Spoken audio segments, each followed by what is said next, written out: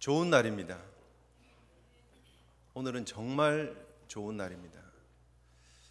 교회가 이 땅에 존재하고 있는 이유를 다시 한번 점검하고 확인하는 시간이기 때문에 좋은 날입니다. 우리가 이 땅에 살고 있는 이유를 다시 한번 생각해보고 돌아보고 점검하는 날이기 때문에 좋은 날입니다. 한 달에 한 번씩 드려지는 선교 예배다가 아니라 1년에 한 번 하는 단기 선교사 파송 예배다가 아니라 다시 한번 우리의 본질을 기억하고 다시 한번 교회가 이 땅에 존재해야 되는 이유를 생각하고 하나님 앞에 다시 한번 우리의 기본기를 다시 한번 닦고 정리하는 복된 날이기 때문에 좋은 날입니다. 여러분, 선수들이 잘 하다가 갑자기 슬럼프에 빠질 때가 있습니다. 어느 날은 타석에 서면 야구공이 막 수박만하게 보인대요. 그래서 치면 치는 대로 다 넘어간대요. 치면 치는 대로 다 안타래요. 그런데 어느 날은 공이 어디로 가는지 모르겠다는 거죠. 슬럼프에 빠집니다. 어떻게 해야 합니까? 기본으로 돌아가야 됩니다. 다시 한번 자신의 야구 타격 자세가 어떤지, 자기가 처음 가졌던 그 야구에 대한 그런 마음으로 돌아가야 합니다. 투수들도 그럴 때가 있고요. 골프를 하는 선수들도 그렇고 모든 종목의 선수들이 흔들릴 때가 있습니다. 그러나 그때마다 다시 기본으로 돌아가서 자신을 점검하고 다시 회복하는 길밖에는 방법이 없습니다. 우리가 교회로 이 땅에 존재하고 있는 이유를 우리가 다시 한번 정리하지 않으면요, 우리 제일교회는 그냥 뉴욕의 많은 교회들 중에 하나입니다. 그저 현대 교회에 벌어지고 있는 현상과 나타나는 그런 증상 속에 나타나는 교회와 똑같은 모습으로 설 수밖에 없습니다. 다시 한번 하나님께서 우리 교회를 향해서 주시는 선교에 대한 메시지, 또 사실 조금 더 구체적으로 생각해 보면 이것이 단지 선교에만 적용되어지는 내용이 아니라 우리의 삶 전체에 동일하게 적용되어지는 원리다 하는 사실을 우리는 기억해야 합니다. 우리가 인생을 살아가다 보면 여러 가지 힘들고 어려운 일들이 있습니다. 결정해야 될 문제들이 있습니다. 어떻게 하는 것이 최선일까 고민하지만 사실 그것이 최선의 선택이다라고 말할 수 없는, 자신할 수 없는 불안한 그런 상황들이 우리 가운데 있기도 합니다.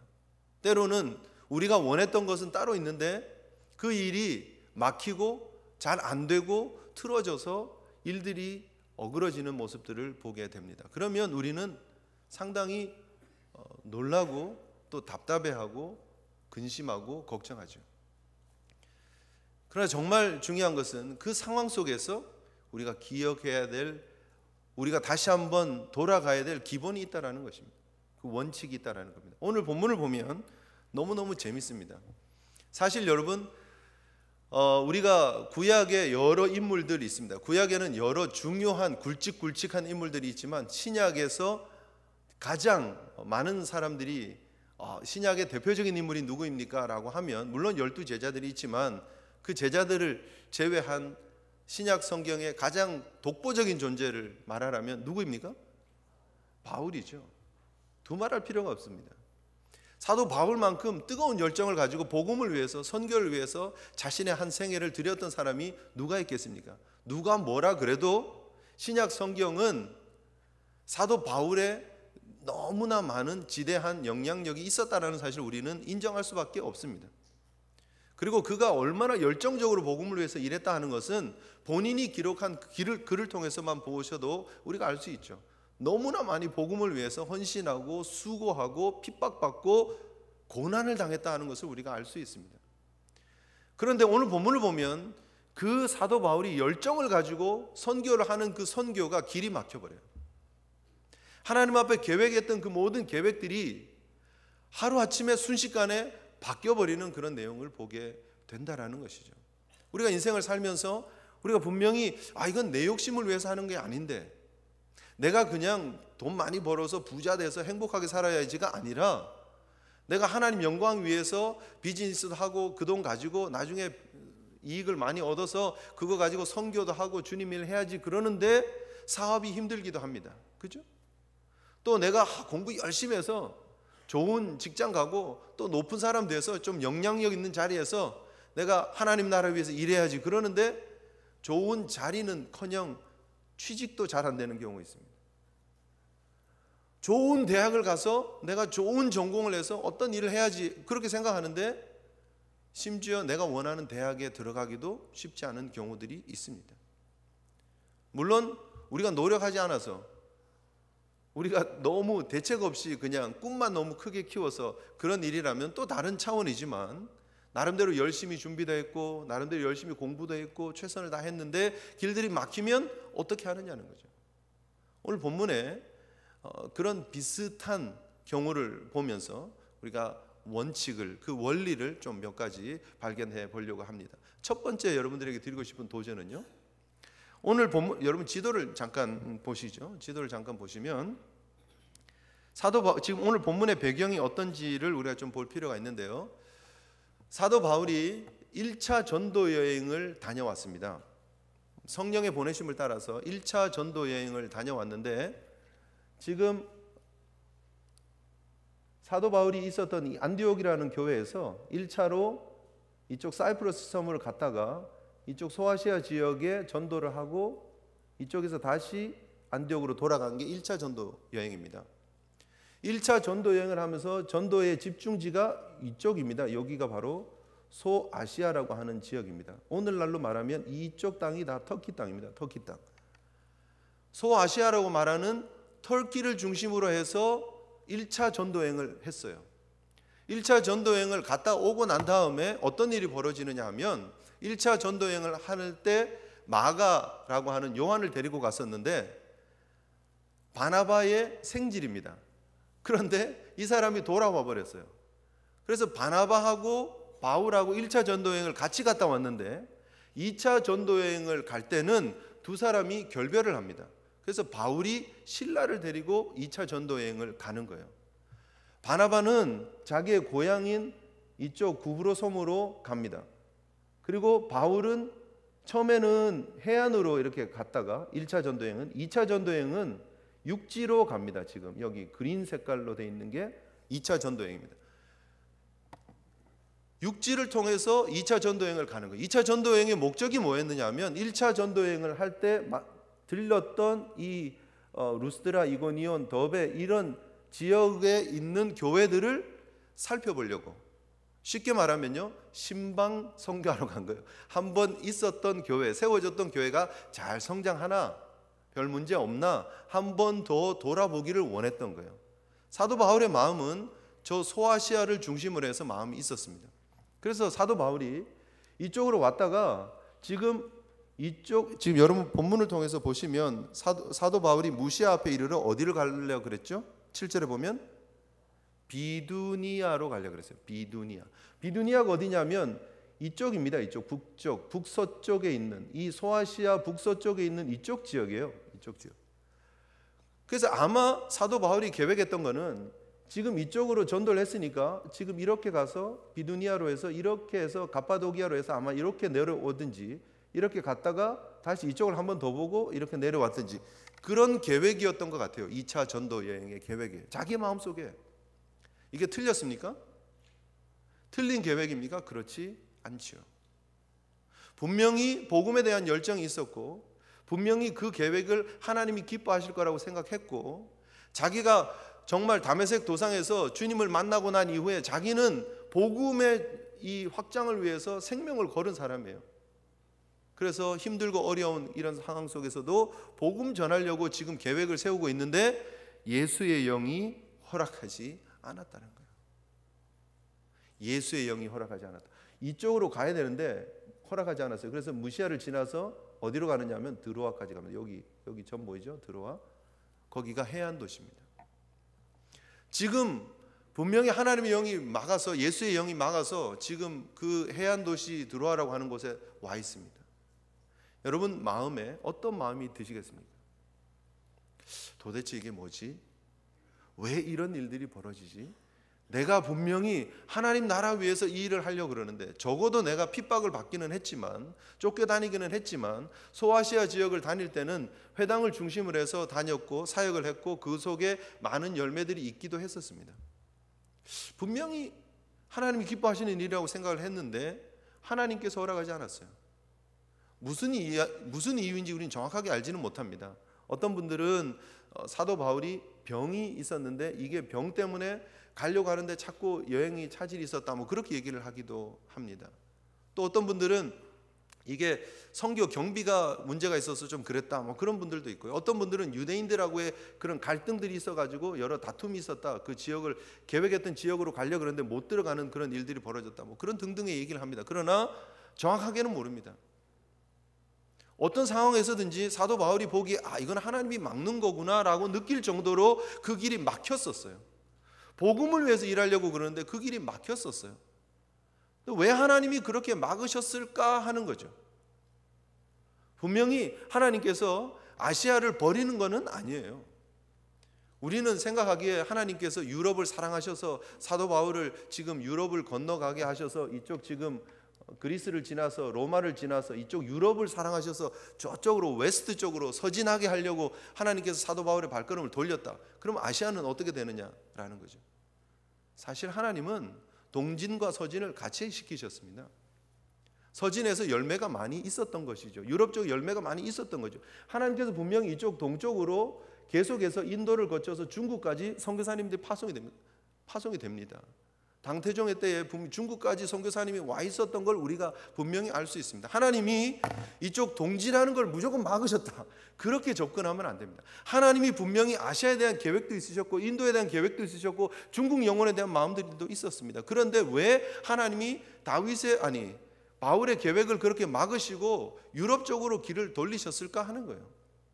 왜 빌립보로 가게 하시고 데살로니가로 가게 하시고 아텐을 건너서 고린도까지 가게 하시는 그런 일들을 하나님이 허락하셨느냐 하는 거예요. 분명히 우리가 기억해야 될 부분은 그것입니다. 저는 결론적으로 그렇게 생각합니다. 하나님이 하시는 선교라는 것을 보여주시기 위함이다. 저는 그렇게 생각합니다.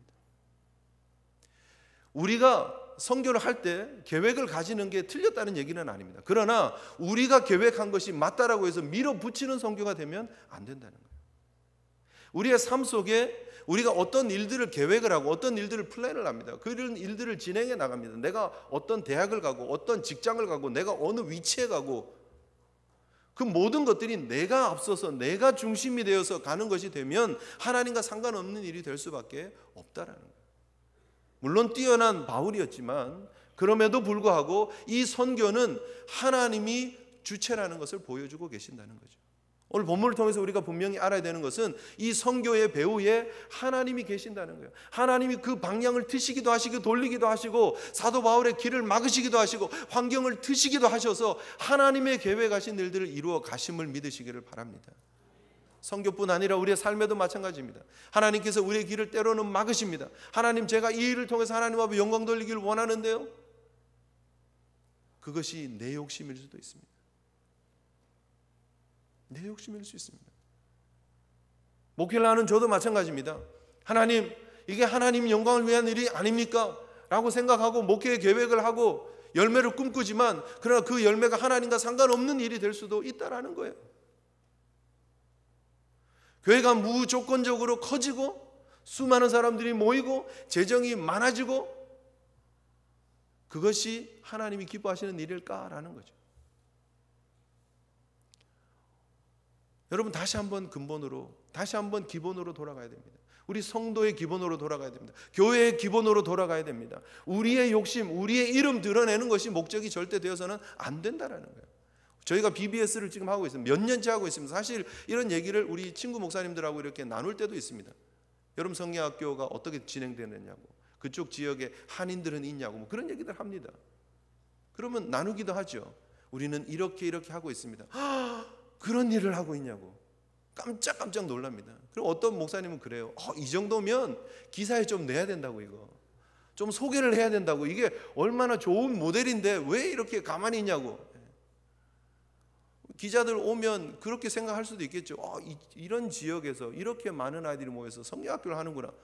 그렇게 할 수도 있겠죠. 기사 신문에 나올 수도 있겠죠. 그러나 그게 중요한 것이 아니고 하나님이 원하시는 사역을 묵묵히 감당해 나가는 게 필요하다는 것입니다. 우리의 이름을 드러내기 위함이 목적이 아닙니다. 제일교회가 이런 일을 한다가 목적이 아닙니다. 우리가 올 선교도 해야 되지만 하나님이 원하시는 선교를 하나님이 앞서서 할 수 있게끔 우리는 따라가는 것, 그것이 선교의 진정한 본질이고 우리 성도의 삶의 본질인 줄 믿습니다. 교회가 이 땅에 존재하고 있는 이유는 땅끝까지 이르러 주님의 복음의 증인되는 것입니다. 그거면 되는 것입니다. 사도 바울이 이 계획을, 지도 속에서 나타났던 그 계획이 틀어졌을 때 이게 뭐지? 라고 생각할 수 있었지만 그러나 그는 전혀 동요가 없습니다. 왜요? 내가 비두니아로 가든지 내가 지금 드로아로 가든지 내가 심지어 바다를 건너서 유럽 쪽으로 가든지 하나님이 인도하시는 하나님의 선교이기 때문에 나는 괜찮다라는 거예요. 괜찮다라는 거예요. 하나님께 쓰임받고 하나님께 붙잡혀 있으면 하나님이 인도하시는 사역을 감당하면 그 사역자가 가장 행복한 사역자인 줄 믿습니다. 우리 성도의 삶도 마찬가지입니다. 우리의 삶이 때로 여러분 힘들기도 합니다. 길이 막히기도 합니다. 고생하기도 합니다. 때로는 병에 걸리기도 합니다. 그러나 중요한 것은 내 삶의 배후에 하나님이 역사하고 계신다라는 거예요. 하나님이 내 삶에 함께하고 계시고 내 삶을 통해서 하나님이 영광 받으신다면 답답할 거 없잖아요. 염려할 거 없잖아요. 우리 하나님께 맡기시는 저와 여러분의 삶이 되시길 바라고요. 하나님께 맡기는 우리 제일교회 선교의 사역이 되시기를 주님의 이름으로 축복합니다. 하나님이 기름 부어 주셔야 됩니다. 하나님이 축복하셔야 됩니다. 하나님께서 영광 받으시는 멋진 사역이 올 한 해도 이루어지기를 주님의 이름으로 축복합니다. 그 하나님이 계획하시면요, 그 하나님이 걸음걸음을 인도하십니다. 우리가 열심히 계획을 하고 이 일들을 이루어가야 됩니다. 오늘 본문을 보면 10절에 보면 바울이 그 환상을 보았을 때 우리가 곧 마게도냐로 떠나기를 힘쓰니 그렇게 얘기를 합니다.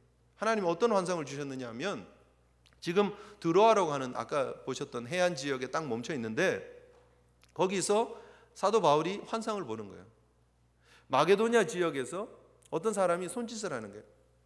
건너와서 우리 좀 도와주십시오. 건너와서 누군지 정확하게 모릅니다. 어떤 신학자는 뭐 알렉산더 대왕이다 뭐 그렇게 얘기를 하는데 그게 중요한 거 아닙니다. 건너와서 우리를 도우라는 거예요. 그런데 그 환상을 보고 나서 아 이게 하나님 뜻이구나. 그 다음에는 그 하나님이 인도해 주시는 길로 가려고 힘썼다라는 거예요. 애썼다라는 거예요. 최선을 다하고 노력했다라는 거예요. 그러면 여기서 유럽으로 갈 수 있는 첫 배가 언제 정도 떠날까? 배싹은 얼마일까? 어떻게 이 일을 준비해야 될까? 자기가 할 수 있는 최선을 다했다라는 거예요. 하나님이 인도하시는 길에 순종하고 따라가고 환상을 보고 그리고 그 일을 맞춰가기 위해서 최선을 다하는 모습을 본다라는 것입니다. 하나님은 비전을 주시고 하나님의 사람들은 그 비전을 따라가고 일하는 거예요. 그것이 하나님과 우리와의 선교의 동력의 모습입니다. 하나님은 각 시대마다 사람들을 부르십니다. 각 시대마다 하나님의 비전을 주시고 하나님의 꿈을 주시고 하나님께서 세우신 사람들이 있고 그 세우신 사람들이 하나님 앞에 헌신하고 충성하는 모습으로 그 일들이 이루어져 갔다라는 거예요. 오늘도 하나님께서 여러분들에게 환상을 주시고 비전을 주시는 역사가 있기를 주님의 이름으로 축복합니다. 그리고 하나님 주신 그 비전에 따라서 하나님 주신 그 인도하심 따라서 우리가 어떻게 해야 된다고요? 힘써야 된다는 거예요.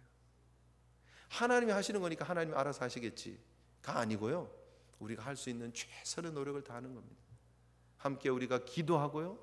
함께 우리가 선교팀들 위해서 관심 가져주고요. 함께 우리가 물질로 동력하고요. 우리가 함께 시간, 우리 아까 보셨죠? VBS 준비하는데 보면 우리 어르신들이 앉으셔가지고 막 가위질 하고 있는 거 있습니다. 얼마나 너무너무 보기 좋았습니다. 너무너무 감사한 일이었어요.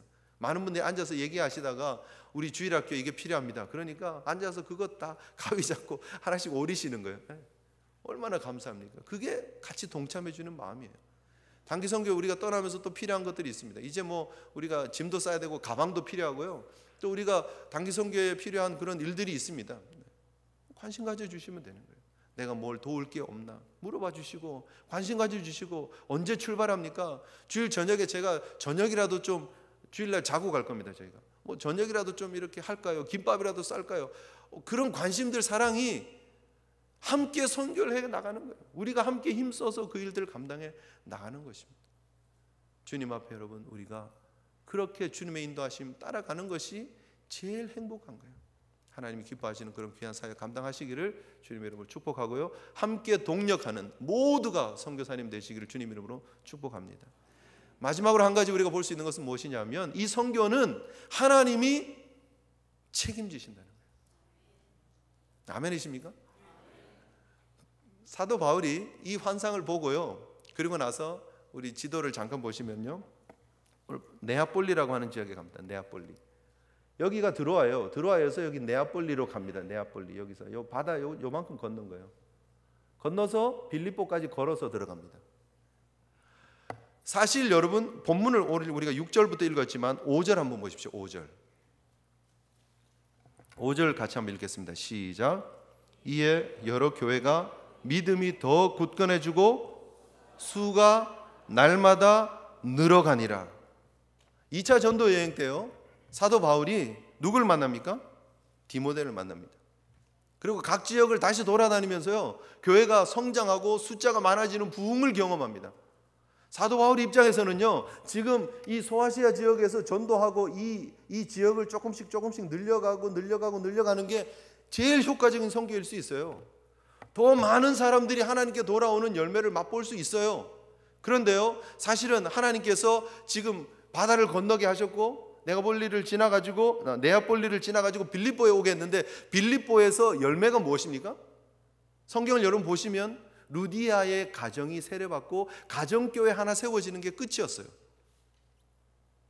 그리고 바울과 실라가 점치는 사람의 종을 고쳐줬다가 감옥에 갇히고 실컷 두드려 맞고, 그죠? 그래서 간수의 집이 변화되는 거, 그리고 나서 간수에게 풀려나면서 떠나는 그런 모습이 빌립보 교회의 첫 사역의 모습이에요. 어떻게 보면 이 빌립보라는 지역은요, 회당도 없었어요. 안식일에 기도할 자리가 없었어요.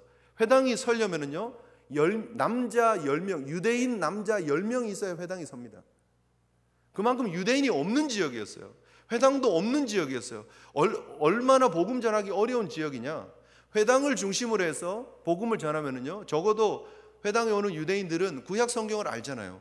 하나님을 알잖아요. 유일신 하나님을 알잖아요. 그래서 그 하나님이 예언한, 하나님께서 주시겠다고 하신 그 메시아가 예수님입니다라고만 연결시켜주면 돼요. 그 복음의 핵심이니까. 그런데 다른 지역에 가서 전도를 하려면요, 빌립보에서 전도를 하려면, 우리가 뒤에 보면 이제 아덴에 가서 전도하는 내용을 볼 수 있는데요, 여러 잡신을 섬기는 그 사람들 앞에서 변증하고 변론하는데요, 그들의 반응이 그냥 그렇게 신통찮습니다. 열매만 놓고 보면 이 선교는 별로 재미없는 선교예요. 고생하고 쫓겨나고 매맞고 감옥에 갇히고 하는 그런 선교예요. 왜 하나님 열매로 놓고 봤을 때는 아시아 쪽에 있으면 더 많이 맺힐 텐데 왜 유럽으로 보내셔가지고 이렇게 힘든 사역을 하게 하십니까? 라고 말할 수 있지만, 그러나 그것이 하나님이 계획하신 일이었다는 거예요. 그리고 그것이 하나님이 책임지시는 결론이었다는 거예요. 선교의 결론이었다는 거예요. 사실 이 빌립보 교회가 사도 바울의 평생 사역에서 얼마나 중요한 교회로 부상합니까? 사도 바울을 헌신적으로 후원했던 교회는 사실 이 빌립보 교회입니다. 얼마나 마음이 가 있고 얼마나 따뜻한 그런 교회였는데요, 하나님께서 그 교회의 시작을 이렇게 하신다는 거예요. 여러분, 우리는 잘 모릅니다. 이번에 우리가 또 선교하는 그 선교 현장에서 우리는 이런 열매가 있었습니다, 몇 명이 회심했습니다, 어떤 건물을 지어줬습니다, 우리가 이렇게 위대한 일을 했습니다 라고 보고하는 걸 원할지 모르지만, 하나님이 선교의 결과에 책임을 지신다는 거예요. 한 명이라도 하나님이 택한 루디아 같은 사람을 하나님 만나게 하시고 그 가정을 변화시키신다면, 하나님이 계획하신 일들을 해가신다면 그것이면 되었다라는 거예요. 우리가 열매를 맛보려고 하지 마시고, 우리가 영광을 맛보려고 하지 마시고, 하나님이 기뻐하시는, 하나님이 주관하시는 사역, 하나님이 인도하시는 사역, 하나님이 끝까지 책임지시는 사역 앞에 우리가 함께 헌신하고 동참하고 주의 영광을 위해서 살아가시는 저와 여러분 되어야 될 줄 믿습니다. 마찬가지로 적용해보면 똑같죠? 우리의 삶에 위대한 열매가 있어야 됩니까? 그래야 인생 성공입니까? 우리가 이민자로 와서 여기서 뭔가 큰 일을 하고 높은 자리에 가고 큰 비즈니스를 하고 그래야 성공이고 인생 괜찮은 겁니까? 그렇지 않다라는 거예요. 하나님이 원하시는 자리에서 우리의 인생의 한 부분, 우리의 맡겨진 한 지역에서 한 시대를 감당하는 믿음의 삶을 산다라면 리디아 같은 삶 괜찮다라는 거예요. 하나님이 더 좋은 사람 붙여줄 수도 있었죠. 그 지역에 뭐 관리를 한 명 붙여주면 그 관리가 예수 믿고 그 지역이 이제부터는 이 사람 전도하는데 막지 마라 뭐 이렇게 할 수도 있었습니다. 그런데 한 여인, 힘없는 자주 색깔 천 장사 루디아를 만나게 하는 그런 하나님의 역사를 우리가 본다는 거예요. 우리는 이해하지 못합니다. 그러나 하나님은 여전히 하나님의 계획하신 선교 일들을 이루어가고 계심을 믿으시기를 바랍니다. 여러분 삶에도 마찬가지예요. 그 하나님이 여전히 함께하고 계시고 여러분을 통해서 영광받고 계심을 기억하시고 다시 한번 하나님이 하시는 선교에 우리가 동참하고 하나님이 이끄시는 우리의 삶에 아멘으로 응답하시고 반응하실 수 있는 저와 여러분 되시기를 주님의 이름으로 축복합니다. 우리 함께 하나님 앞에 다짐하면서 그렇게 기도했으면 좋겠습니다.